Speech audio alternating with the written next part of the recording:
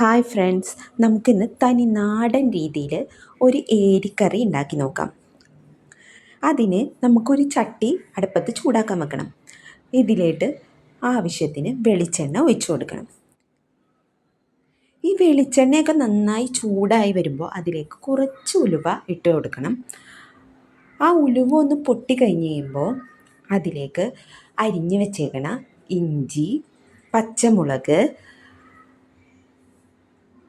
കറിവേപ്പില, പിന്നെ കുറച്ച് സവാള. ഇവിടെ ഒരു സവാള കുരുകുരാന്ന് അരിഞ്ഞതാണ് ഇട്ട് കൊടുത്തേക്കണത്.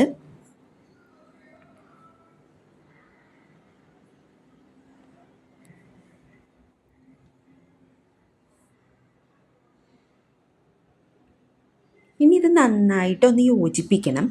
ഈ സമയത്താണ് നമുക്ക് ഉപ്പ് ചേർത്ത് കൊടുക്കാം. ആവശ്യത്തിന് ഉപ്പ് ചേർത്തിട്ട് ഇത് നന്നായിട്ടൊന്ന് യോജിപ്പിച്ച് കൊടുക്കണം.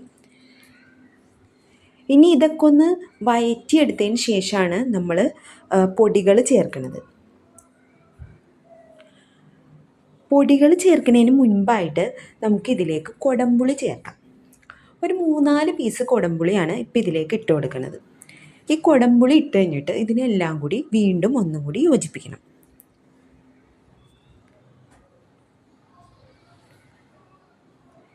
ഇനി നമുക്കിതിലേക്ക് പൊടികൾ ചേർക്കാം. ഇവിടെ കാശ്മീരി മുളക് പൊടിയാണ് എടുത്തേണ്ടത്. അതൊരു 4 സ്പൂണ് ഇട്ട് കൊടുക്കുന്നുണ്ട്. ഇനി അടുത്തത് വേണ്ടത് മഞ്ഞൾപ്പൊടിയാണ്. 1 സ്പൂൺ മഞ്ഞൾപ്പൊടിയും ചേർത്ത് കൊടുക്കാം. ഇനി ഇതെല്ലാം കൂടി ഒന്ന് ഇളക്കി യോജിപ്പിക്കണം. ഇപ്പോൾ ഇവിടെ ഇതൊക്കെ നന്നായിട്ട് യോജിപ്പിച്ചിട്ടുണ്ട്. ഇനി നമുക്ക് വേണ്ടത് തേങ്ങാപ്പാലാണ്. ഇതൊരു അരമുറി തേങ്ങയുടെ തേങ്ങാപ്പാലാണ് ഇവിടെ എടുത്തേക്കണത്. ഇത് ഇതിലേക്ക് ഒഴിച്ചു കൊടുക്കാം.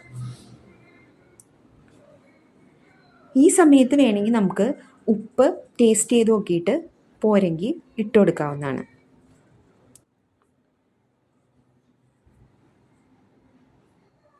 ഇത് ചെറുതായിട്ടൊന്ന് തിളച്ചൊക്കെ വരുന്നുണ്ട്. അപ്പം ഇനി നമുക്ക് മീൻ ഇട്ട് കൊടുക്കാം. ഇവിടെ ഏരി നമുക്ക് ഇതിലേക്ക് ഇട്ട് കൊടുക്കാം.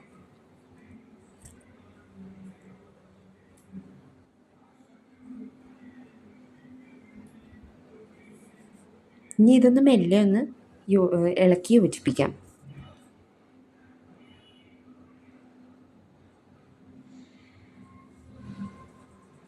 ഇനി കുറച്ച് നേരം ഇത് മൂടി വെച്ചിട്ട് നമുക്ക് കുക്കാവാൻ വയ്ക്കാം. കണ്ട, ഇപ്പോൾ ഇത് നന്നായിട്ട് തിളച്ചൊക്കെ വന്നിട്ടുണ്ട്.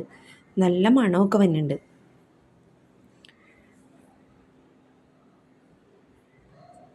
അപ്പോൾ നമ്മുടെ തനി നാടൻ ഏരിക്കറി ഇവിടെ റെഡി ആയിട്ടുണ്ട്. അപ്പോൾ എല്ലാവരും ട്രൈ ചെയ്ത് നോക്കണം.